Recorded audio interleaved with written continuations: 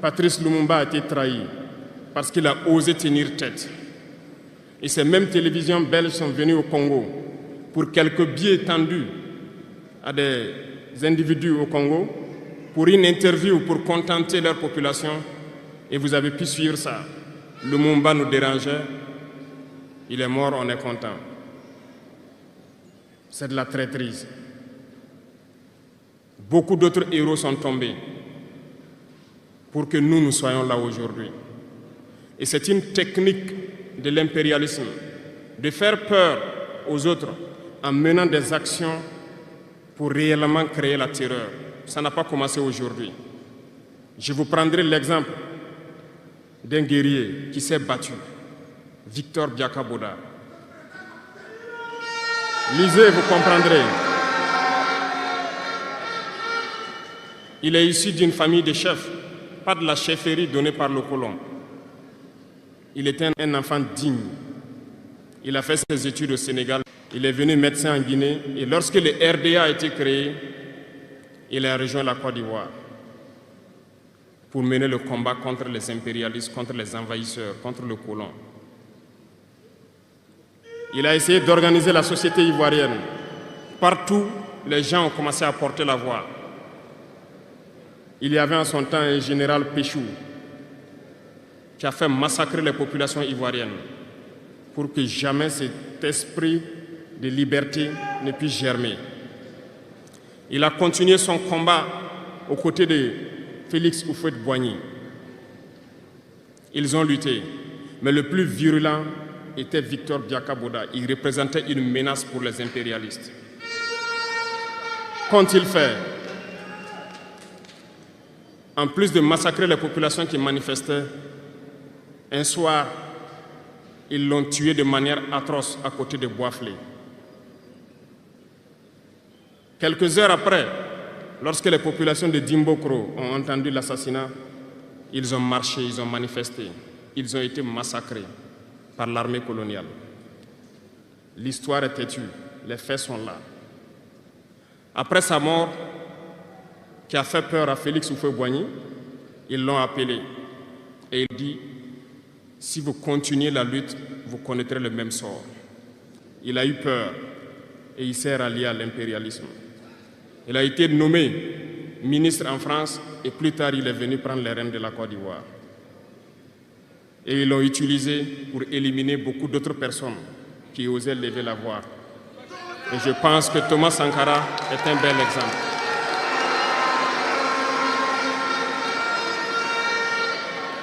Si vous avez peur, vous serez lâche et vous serez traître. N'ayez jamais peur. La lutte doit continuer. Il y a beaucoup d'autres exemples à travers le monde. Et il y a ce phénomène qu'ils ont aussi utilisé depuis belle lurette et qu'ils continuent d'utiliser. Voyez-vous, certains individus, par exemple, se sont retrouvés dans d'autres pays et créé, soi-disant, un gouvernement parallèle au gouvernement du Mali. Vous avez entendu cette histoire. Ce n'est qu'une technique qui a existé dans le temps. Je vais vous prendre l'exemple de Ahmed Chalabi, l'Irak. Ce professeur de mathématiques qui a même été dans le gouvernement irakien a été récupéré par les impérialistes et il a formé ce semblant de gouvernement parallèle à l'Irak, aux États-Unis. Et on l'a utilisé pour être donc le mouton de sacrifice. Parce que c'est à lui qu'on a dit de prononcer publiquement que Saddam Hussein développait des armes de destruction massive. Et il l'a fait. Ils l'ont utilisé. Et cet alibi a été utilisé pour tuer des millions d'enfants en Irak et détruire l'Irak. Et vous savez quel a été le sort de Chalabi?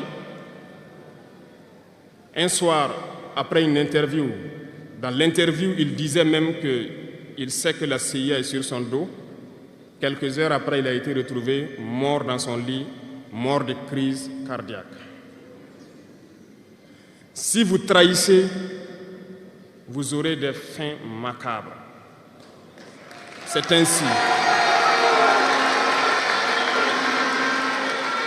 L'impérialisme n'a pas d'amis. L'impérialisme vous utilise et quand il finit de vous utiliser, il fait de vous ce qu'il veut. Suivez mon regard, vous comprenez de quoi je parle. Ça a toujours été comme ça.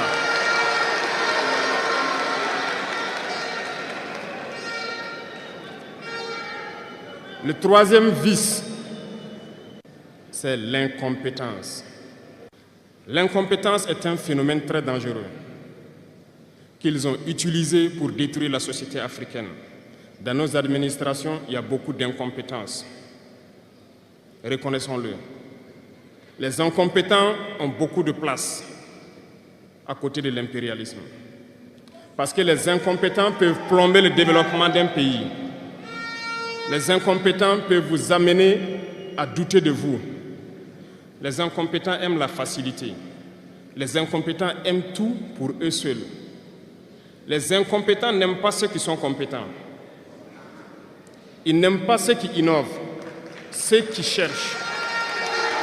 Les incompétents sont dangereux. Lorsque vous êtes éclairé, l'incompétent ne vous aime pas. Lorsque vous voulez innover, l'incompétent ne vous aime pas.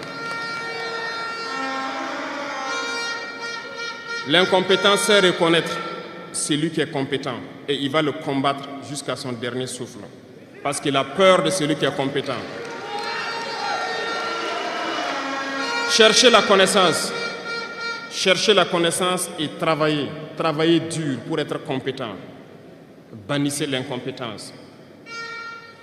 Parce que, à travers les distractions qu'on veut nous faire adopter, on devient incompétent. Je vous prends un exemple. Les réseaux sociaux sont les lieux de publication des informations aujourd'hui. Les gens s'informent à travers Internet et beaucoup de choses. Un jeune qui publie sur les réseaux sociaux un article sur sa ferme ou un projet agricole ou un projet scientifique, je suis jeune, je connais les termes. Il n'aura pas peut-être 1000 vues. Mais un jeune qui publie sur des futilités, il a des millions de vues.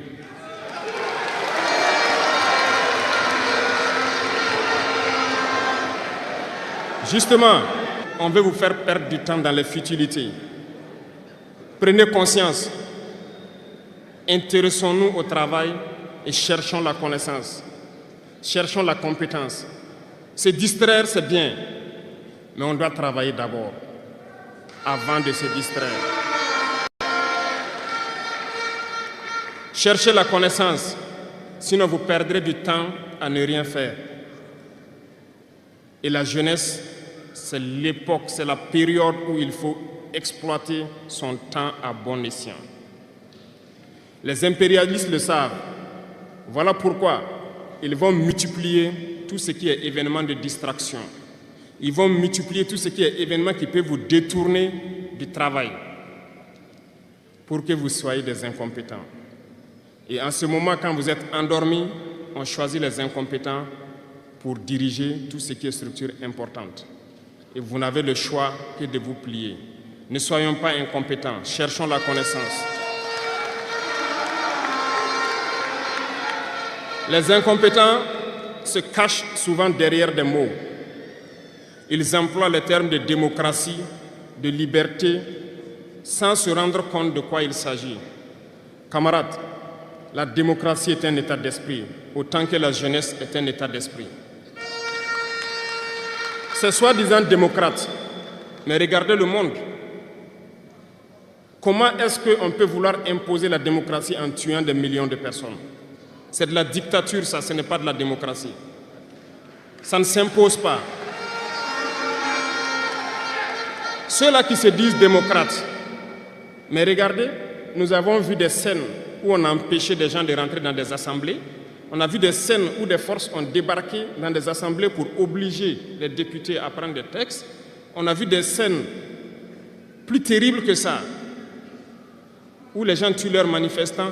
Mais eux, ils s'appellent démocrates et nous, on nous appelle donc des putschistes. Si c'est ça la démocratie, je répète, nous ne voulons pas de cette démocratie.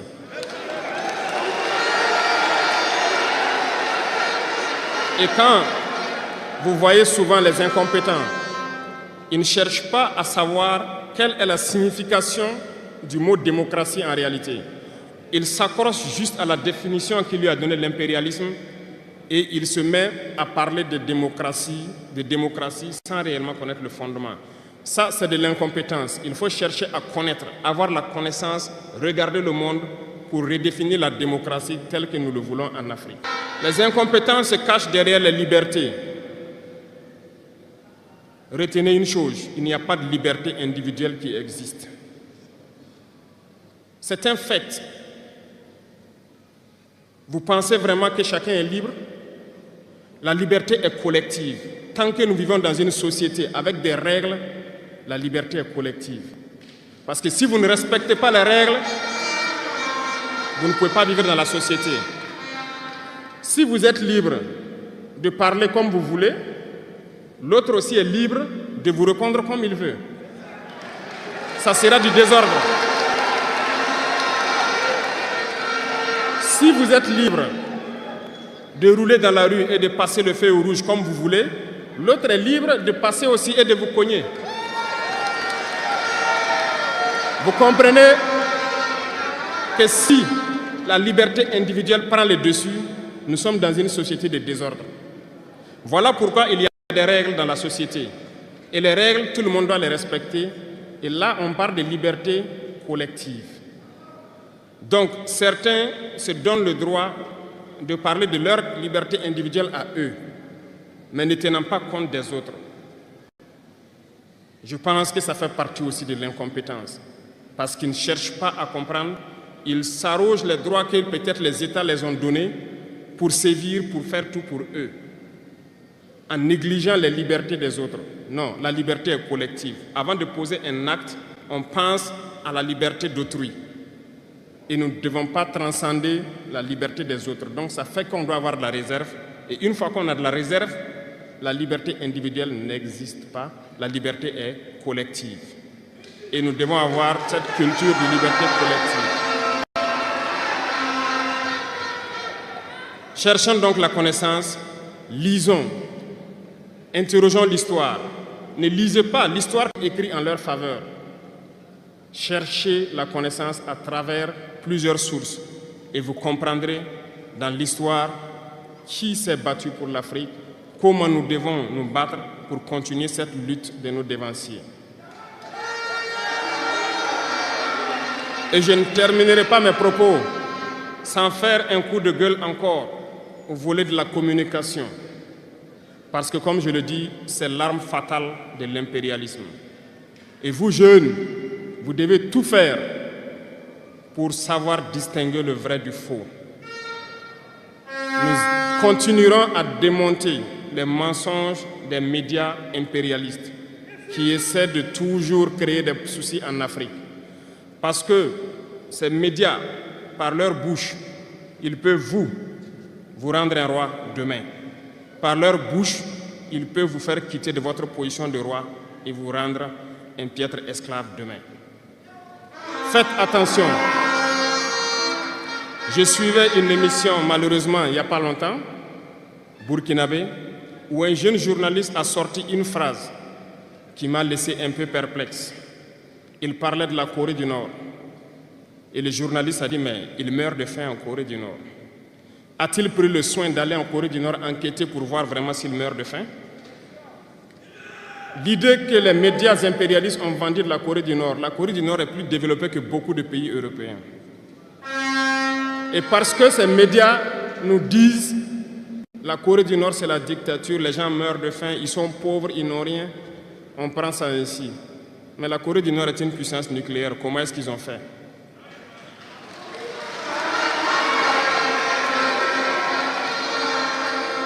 Faisons attention à la communication. Il ne faut pas suivre de manière aveugle ces médias menteurs qui ne cherchent qu'à diviser l'Afrique. C'est logique, ils se battent pour les intérêts de leur peuple. Et l'intérêt de leur peuple, c'est que l'Afrique soit divisée. Alors, jeunesse du Burkina, jeunesse d'Afrique, il faut qu'on s'unisse. Il faut bannir la lâcheté, il faut bannir l'incompétence, il faut bannir la traîtrise et tous les vices dans nos sociétés. Je vous invite à repartir encore lire, à se mettre au travail pour que l'Afrique que nous voulons, autosuffisante, soit une réalité. Pour que l'Afrique que nous voulons pour un développement harmonieux soit une réalité. Parce que je reviens sur votre thème. Il n'y a pas de paix et de sécurité sans développement. Les deux vont de pair. S'il n'y a pas de développement, il n'y a pas de sécurité. Parce que s'il n'y a pas de développement, la jeunesse va forcément se retrouver dans les vices. Et il n'y aura pas de sécurité. S'il n'y a pas de sécurité aussi, il n'y a pas de développement. Donc les deux doivent aller de pair. Intégrons cela dans nos combats pour que nous puissions nous battre et nous développons. Allons-y vers la production. Produisons suffisamment. Transformons sur place nos matières premières pour que ce soit bénéfique pour nos populations et envie d'exporter cela.